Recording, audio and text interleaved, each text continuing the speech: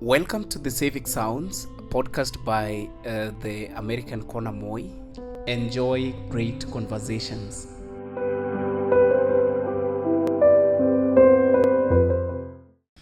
All right, welcome to the Civic Sounds, podcast by American Corner Moi. This is a platform on which we get the opportunity to talk about contemporary issues. We are talking about leadership and governance, entrepreneurship for our young people. We are talking about our education system. We also get the opportunity to talk about our employability as young people and as a country.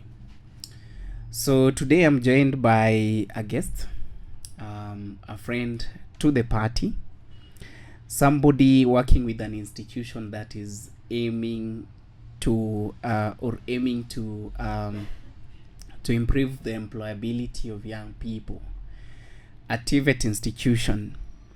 So I'll just give her the opportunity to introduce herself, and then after that we can kickstart the conversation. Karibu. Thank you so much. Yeah, you can tell us your name, what you're doing, and where.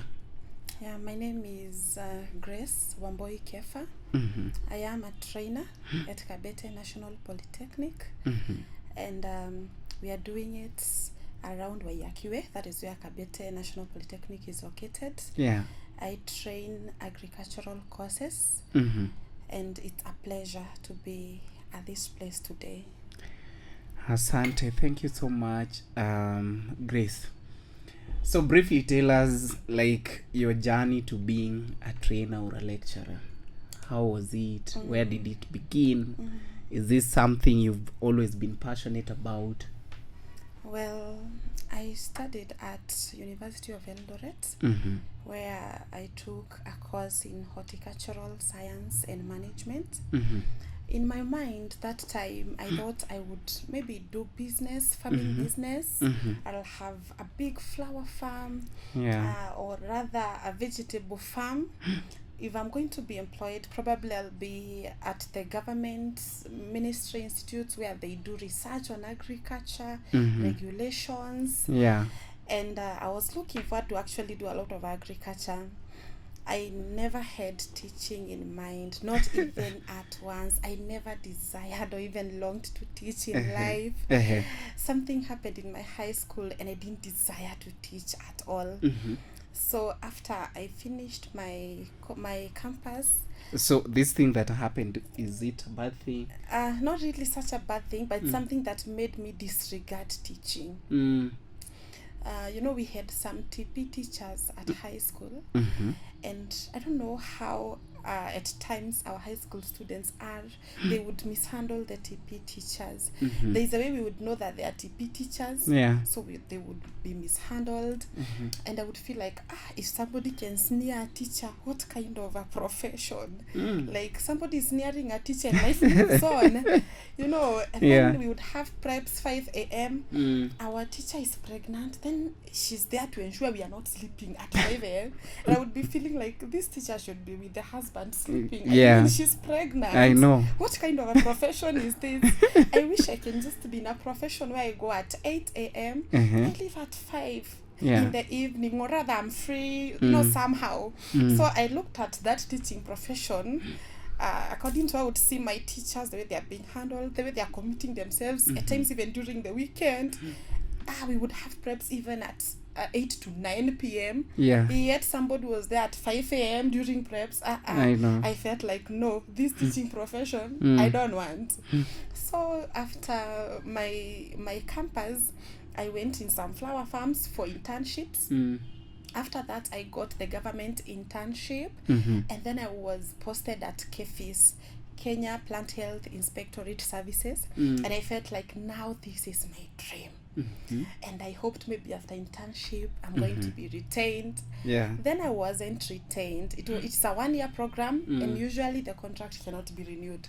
So maybe if that place you're not retained as a casual worker, then you have to go home. So I went back home for a year, and I was like, Home in life Shags is or in hard. Nairobi? In Nairobi, actually at Thika. Mm-hmm. So I felt like, life is becoming hard. I was used to that money, even if it was not much. Yeah. I was used to working Yeah. and actually in a government institution. Yeah. So, and in the office. So I'm even finding it hard to start looking for work at the farms again. Then God did it. And I got an appointment for a trainer at Kabete National Polytechnic. Wow. And the way the sun had hit, I was ready for anything. So you got the appointment after you applied? Yeah. They did advertise? Yeah, they did advertise as TVET. Okay. Yeah, so I got the appointment, and now you go, it's to TVET through public service. So I got to that place, and it was hard for me actually, because I was feeling like, I remember I got the job around November, and in January we were supposed to start teaching, and I would stay and wonder, you mean I am going to teach? Then I would start laughing. And when I got there, I would tell people, so when you go to class, what do you tell people? On a daily basis. And then they tell me, during the first day, you greet the students, you get to know them, you talk stories, because you cannot start teaching at a go. And I'm wondering, what stories? And I don't know them. Yeah. It was so hard for me. During the first days, I got a bit nervous. I took time to accept that actually I'm now a teacher. But over time, I got used to it. I learned to relax. I actually got to understand me being in a TVET institution is not even all about teaching. Yeah. God has given me an opportunity to impact my generation. Nice. Because students are all over you. You know, this young generation, the Gen Z, they are all over you. You have so many of them to handle. And it is time for you to transfer your virtues to them. Yeah. Your values to them, to teach them the right ways in life. Yeah. So I actually took it like a mentorship place, and at that point I felt settled. Wow. Since that time I was like, okay, for the work I will be faithful, and for the mentorship I am ready. Wow. Yeah, and since that time it has been good. So far so good. So you're liking it there? Yeah. And would you like to change maybe? From teaching? No, not at all. At this point, I like it. Actually, what now I would desire is maybe to advance my education, maybe grow to now the university levels, not just the TVET. Now grow to teach the universities, so that maybe I can have a bigger crowd to reach to, and even I can maybe become more free to venture in other things. Yeah, but teaching, right now, I wake up, especially like right now when we have a whole month break, I'm like, in the next life I want to be a teacher. You're about to take your break, right? Yeah, as TVET. January. But high school and primary teachers have been on break since October. Can you imagine? And they are going to be on break up to January. Then April, then August, then October. I want to be a teacher. Forever and ever in your next life. Yeah, in my next life. For how long have you been teaching? I have taught for a year now. For a year? Yeah. Nice. So actually you've mentioned something, and I think my next question was going to that part. Yes. Like, you are at the university, and now you are in a TVET. What would you give as a comparison between TVET education and university education? According to my experience, since I've studied in a university and I'm teaching in a TVET, TVET education is good. Is way better than university education. Reason being, TVET is very practical. TVET is very practical. We would be in campus, you are 500 in a class, you are 100 in a class, your practical is like 40% out of 100 teaching. Yeah. But in TVET, you actually find our practicals are 80%, and 20% learning. So you realize this person, by the time they leave the institution, they actually know how to do whatever they have been taught. Wow. Yeah, but you realize in universities, considering the resources, the number of students, and even the way the curriculum has been set up, practicality is very low. I feel like actually if I studied in a TVET, I would be way far where career is concerned. Because most of these practical things, I've gotten to know them outside. After I have finished my course, I went for the internship that I got to understand the practical skills. But at school, very minimal. Wow. Yeah.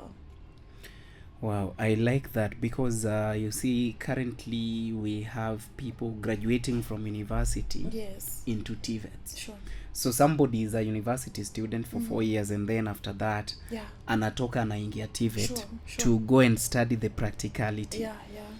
So what do you think the universities can do different? Because maybe we've seen that gap in terms of the technicality and the practicality. So many university students are said to be struggling to transfer that knowledge into the actual task now in the workplace. Sure. So what do you think they need to do differently? Because you also said you are aiming at maybe moving into the university. Yeah, what can they do different to ensure practicality and technicality of education? One is to improve their technology. There, of course, when we talk about practicality, we are talking about resources. If we are talking about agriculture, we need a big land. We need the machineries. So if it's things to do with animal, we need the animals at that place. So if we are talking about mechanics, we need those mechanic equipment and building and so on, all those courses. So one, we need to improve technology in our universities. We shouldn't settle for the things that we've had in the labs for years. The truth is, over time, technology has been improved. In our industries, technology has improved. So we need somebody, or rather the government should install more equipment, maybe technologically advanced for the sake of learning. The other thing is that maybe they should reduce the capacity of students per class, because there is no way you will say that 1 acre of land maybe will serve 1,000 agriculture students. When is everybody going to get hands on? Or rather, 3 cows will serve a 500 animal production class. When will everyone milk?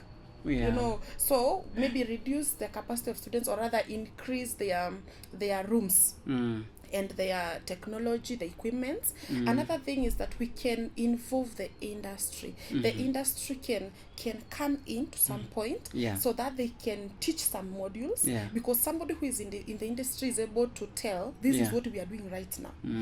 These are the machines that we are using right now.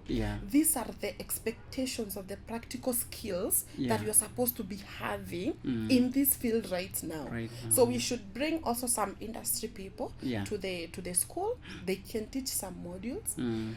We can also have those attachments. We have always been having attachments, but mainly they have just been 3 months, which you find you cannot learn everything in 3 months. In 3 months. So if we can increase that time between the industry and the students, such that they can have more time, we can even have attachment after every semester or every year.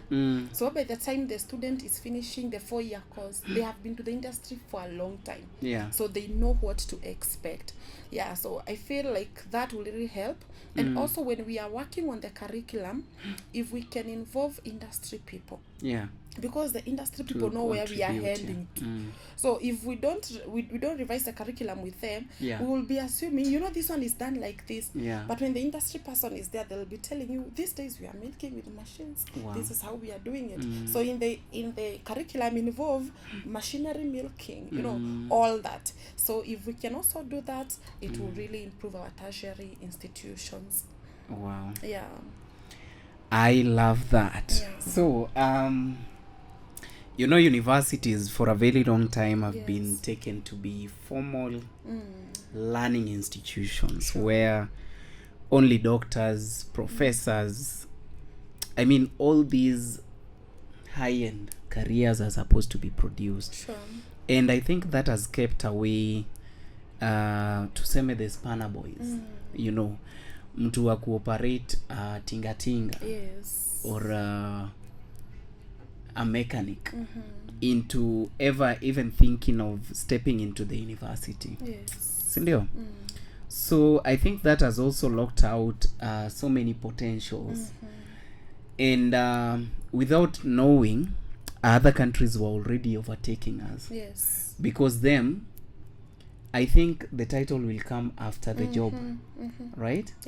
So a professor would walk into this room, do his or her thing, and then later on is when you'll realize, so you are a professor. as opposed to having graduates who introduce themselves as doctors Yes. only to fail to do the job. Yes. Right? Yes. All right, so you've talked about industry partnership, and I think that is somewhere I was headed to. Yes. I've worked with TVET, and I still work with TVET. Yeah. And we have a very close partnership with the State Department for TVET.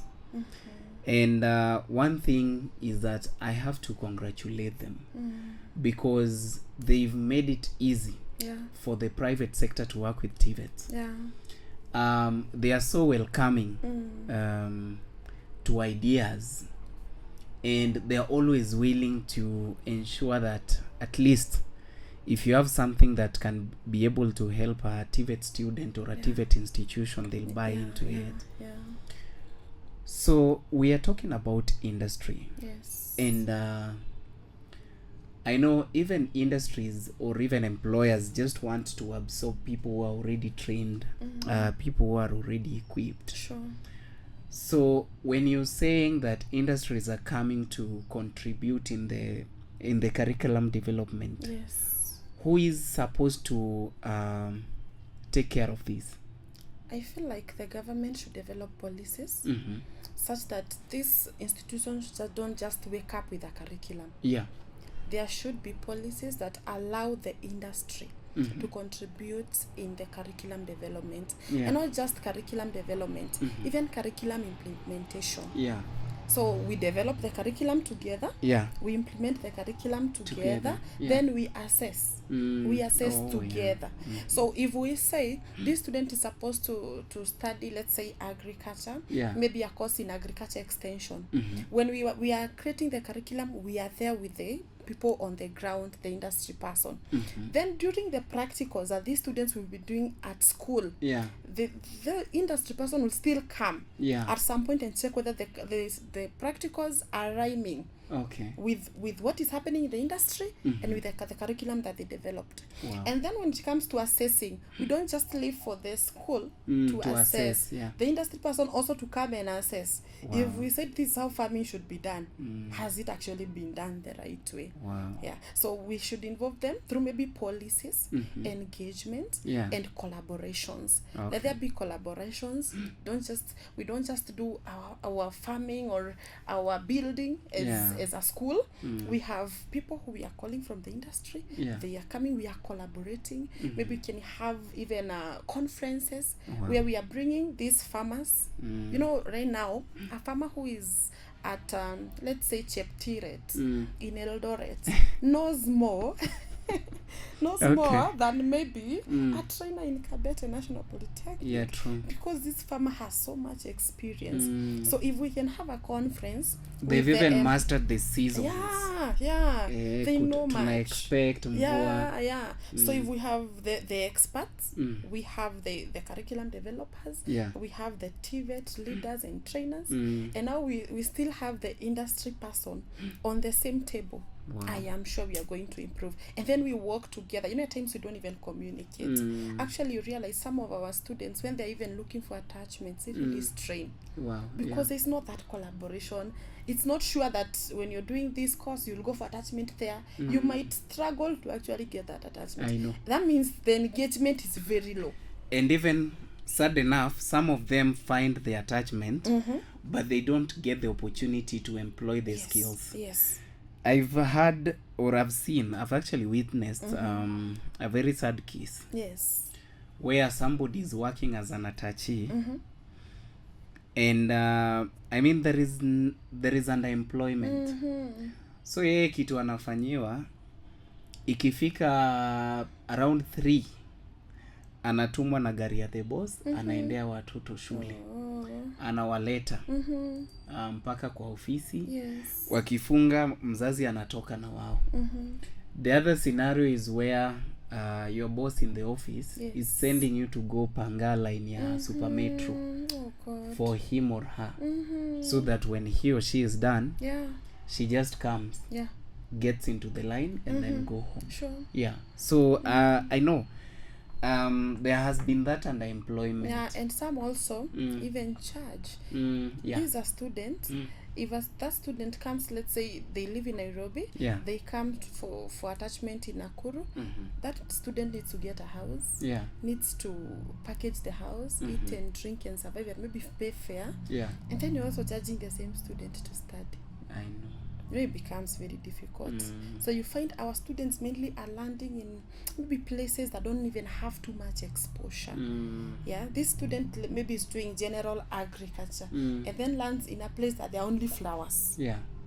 When will this student understand about vegetables, animals, you know, or even digital marketing? Yeah. How can I market my flowers digitally and all that? Yeah.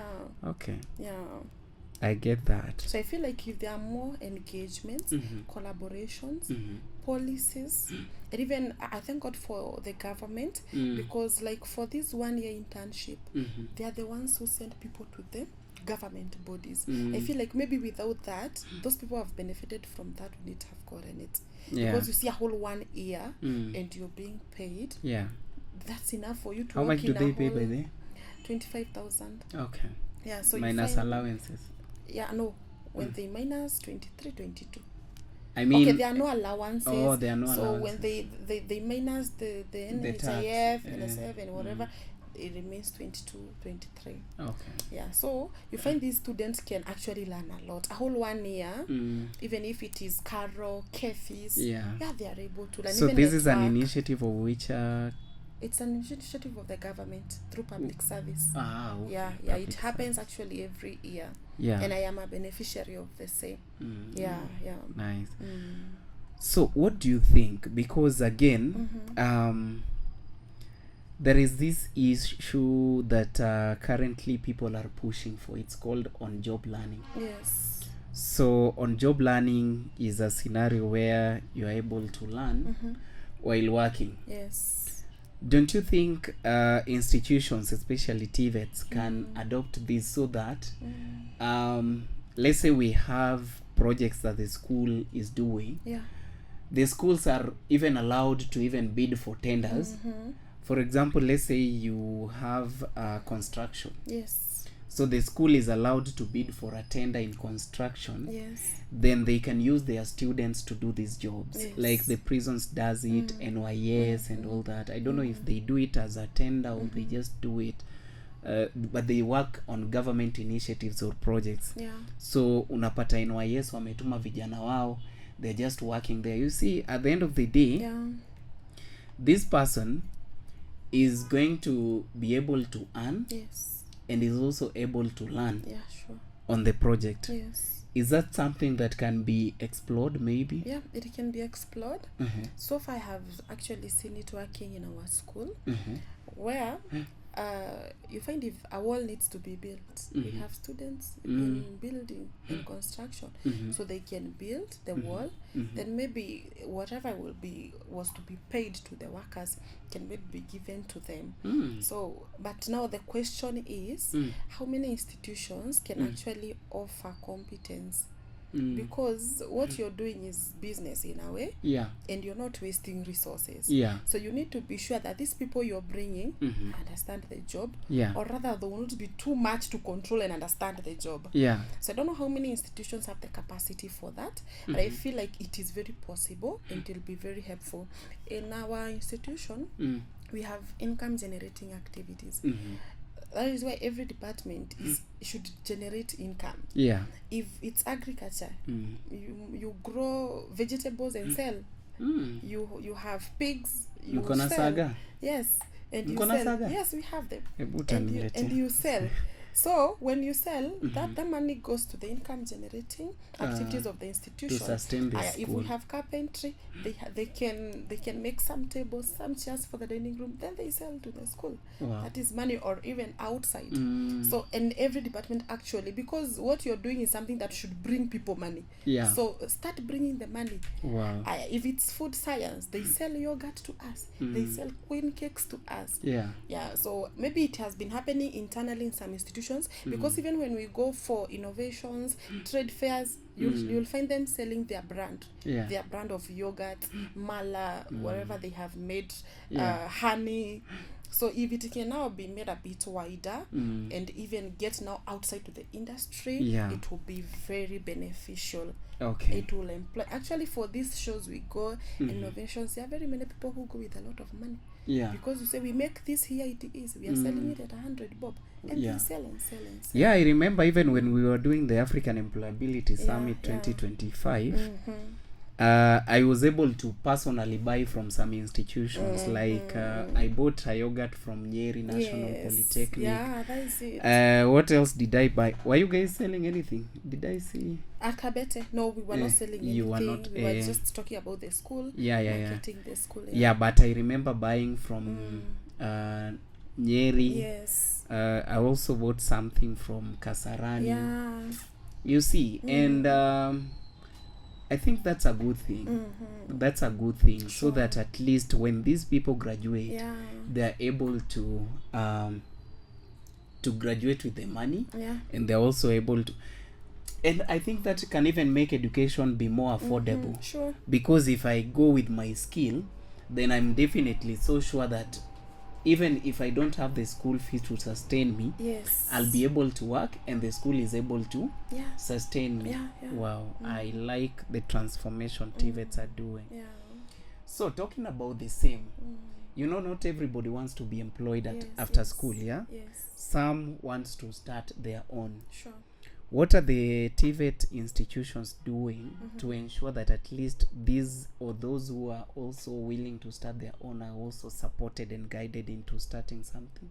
Okay, what happens by now, what we have are the resources and the ability to give this student the practical skills that they need.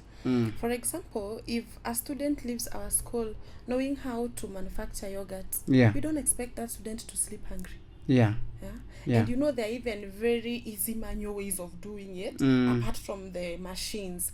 But if they can get the machines, it's still okay. So I think for now, what they have is the practical ability and exposure to the machines and how to go about it.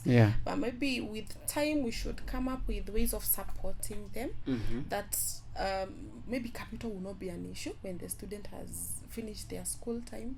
Maybe capital will not be an issue, so that if it was a machine, they can be able to manufacture it, and actually they can be able to buy it and maybe manufacture that specific produce. So I feel like for now that they have the practical skills, they are somewhere. Because some of all these things, they are the ones who manufacture them, so they are somewhere. So maybe remains the capital, which I think it's something that probably donors, government, NGOs, and different stakeholders can come together and decide, even if it is in a class of 20, to help 10 with some machineries. So that they can do something for their own, since they know how to do it. You see, the thing is, do you know how to do it? If you know how to do it, then you're good to go. Wow. We are talking about Kazi Maju. Yes. What's your take on that? I feel like Kazi can be anywhere as long as you're ready to work. You can work here. You can work Maju. Whatever works for you, because at the end of it all, it's money we need. If your way is open here, well and good. There are very many people who are rich in Kenya, and actually there are very many people who have come from Maju to Kenya to invest in Kenya. Look at Indians, look at, you know, they are prospering in Kenya, and they also Kenyans who are prospering abroad. At times I feel like it's a path of destiny. If God ordained that you'll be blessed in Kenya, nothing will stop you. You will be wealthy in Kenya. If God also planned that you'll go abroad and you'll be of influence and you'll be wealthy, still those doors will open up for you. Because what I find this generation is really forcing issues to some point. Maybe that was not your path. You have forced until you come back in a casket, you know. I know. Forced, or some people actually, I even hear they're out there suffering, but as long as they are Maju, They are suffering and they are not our enemies. They can always come back home. They can always come back. So I feel like God can bless you from Kenya. He can bless you from Maju. Follow your path of destiny. Don't force issues. Don't have too much expectations. Because maybe it was not your place. What matters is money. If somebody can put food on the table, do what they ever dreamt to do, regardless of the place, go ahead and do it. Wow. Yeah. Okay, that sounded like a parting shot, because I think we've actually come to the end of this conversation, because I believe that this conversation is a bit deeper. Yeah, sure. And we might not exhaust it on a single episode. Sure. So I know Kabete is one of the is ranked top, right? Yeah. One of the best performing national polytechnics, right? Yeah. Are you guys number one? We're not number one, but we are among the best. Among the best. Yeah. So who is the best? I don't know whether somebody has actually ranked. But what I know is having worked with the TVETs, I know each and every individual TVET is putting in effort to at least ensure that they leave that impact. Yes. And I personally want to come to a TVET institution. I don't know which TVET will give me the opportunity to also learn a practical skill. Though I don't want to pay. You should come to Kabete. Yeah, if you tell me I won't pay, then what do you want to study? I'll tell you. I'll tell you what I want to study. Okay. So tukimalizia, there is this thing called modularization. Yes. Tell our viewers what modularization is, and is it a game changer or not? It is. It is. Modularization is a curriculum that we are studying in modules. Yeah. There before, we were just doing the 844, then we came to Civic. Now we are at modular curriculum. Good thing about modular curriculum is that regardless of the grade that you finished your Form 4 with, or you didn't even finish Form 4, you can join TVET. Regardless, you can join TVET. Yes. The other thing about now that means that it's not all about C+ and above, D-. Okay, even a class 8 can join TVET. Another good thing about modularization is that you study in modules. So you can do module 1. If you want to go and work for some time, then come back, you'll just get a certificate for the module 1. And it's until maybe when you finish the maybe if it's a certificate course, you'll get now the full certificate. But even at module 1, for example, if you're doing general agriculture or agriculture extension, in module 1 you've studied vegetable production and animal nutrition. You get a mini certificate for vegetable production and animal nutrition. So if you need a job, you can present that certificate for that module 1. Tell somebody, you see there before would stay for 3 years for a certificate. Now this one, even at module 1, you can get a certificate and go and ask for a job. If you decide to get married, then come back later and continue with module 2. It's still okay. You can get married. You have something to show your husband. This is what I'm bringing. Yes, when you come back, you'll continue with module 2. The most interesting thing about modular, it is 90% practical. Wow. So it is more of work, skills, competence. And I'm telling you, it is so interesting because even the classes are not boring. It is practical. And the best thing is that every person is understanding. Because we can see, we can do. We can see and we can do. So that is the best thing about modular, because you see the way the other curriculum, you start studying about what management, what communication skills, what no. If yours is how to handle animals, you come and learn goat keeping. Why are you doing other 5 units that don't concern you? Goat keeping, you learn how to keep the goat, then you go. So it is ladies learn how to keep the dogs. Yes, they learn even how to keep the dogs, the pigs. Because men are dogs. to keep the dogs, That's on a lighter the pigs, and the cows and everything. So the practicality is everything. Yeah. And I'm so excited. Actually, I'm so excited about modular curriculum. Yeah. Thank God for the government, the education, the Ministry of Education for Yeah. that idea, even if it has not fully materialized because of the resources. Yeah. You see, also we need so much resources for 90% practical. Yeah. But I can tell you, the students who are going to do modular are more ready for the market. Wow. They are ready. Wow. If they are asked how many years of experience, if they started for 3 years, then they have 3 years of experience. Yeah. It has been 90% practical for 3 years. Yeah, sure. Yeah, so it is good. Wow. And our students are going to become more innovative because they are getting the skills. Yeah. We are shaping their future as well. Wow. Because they are not looking forward to not being employed. They know I can make this table. Yeah. I can create an opportunity for myself. Yeah, I can make this seed. I can grow these vegetables. I can actually take care of these pigs. Wow. And I sell and I get money. Wow. And you know, pigs reproduce even 10.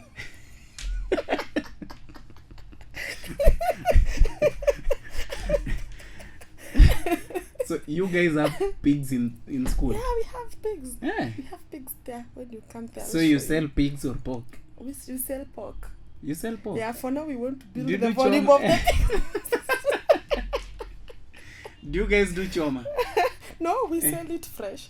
So if you want it to be choma, unasema mbavu, unaangalia mbavu yote. How many kgs you pay? You go and choma at your place. Like right now I can walk into Kabete Poly and come out with a pork. Yes.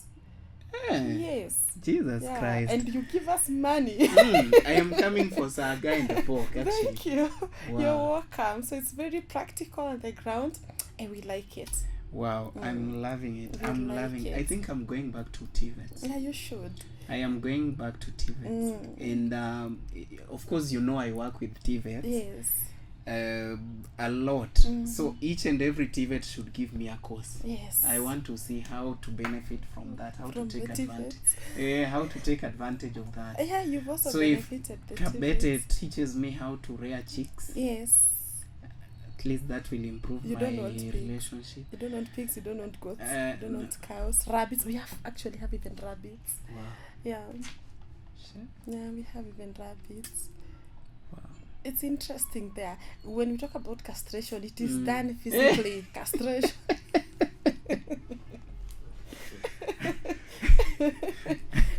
It's not imaginary. No, it's not a video. And it's physical. And at least you guys are breaking the notion that hii ni kazi ya mwanaume, hii ni kazi ya msichana. Everybody is doing that. Yeah.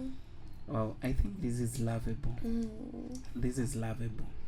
I'll see what I can be able to do. I'll see what I can be able to do. But come next year, I can guarantee you that I must do a course with the TVET institutions. Yeah, you're welcome. Wow, thank you for that elaborate insight. Yeah. So now you're parting short. What can you tell our viewers who maybe perhaps you'd like to twist their thinking or mentality around TVET? I would tell them that TVET is the best place that you can be for the sake of your future. Yeah. These are places that you're going not only to acquire knowledge. Yes. You are going to acquire skills. You are going to have the competence that the industry is looking for. Your confidence is going to develop because the moment you've done something, then you have the confidence because you know how to do it. So TVET is such a great learning place. You're able to. The main thing is the skill. Yes. You're getting the skill, the real skill that is required in the market, whether for employability or for self-employment. At TVET, you are safe. So welcome to TVET. And your life is going to be shaped for better. Wow. Yes. Thank you so much, Grace. And to our viewers, thank you so much. That was a very insightful conversation about TVETs, about employability. How are they working to foster employability and to create job opportunities for our youth? Remember, job opportunity is, unemployment is currently a menace that the whole government is trying to fight. So thank you so much to the TVET institutions for the amazing work you're doing. Thank you to the State Department of TVET for the amazing work you're doing, the Ministry of Education, and to the industry players who are already partnering with the TVET institutions to at least ensure that our young people are employable. Thank you so much, and I will see you in the next episode.